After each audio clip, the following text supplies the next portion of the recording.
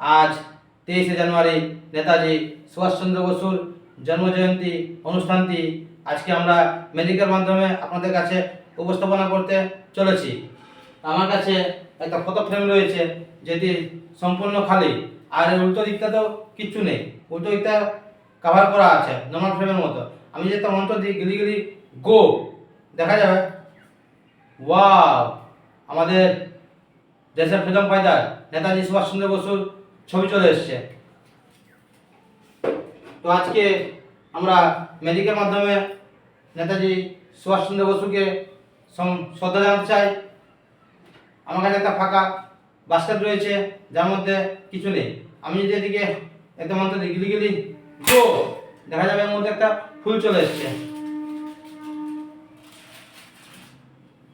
Wow, আবার একটি মালাও চলে এসছে। আমি কি করছি, এই মালা থেকে নিয়ে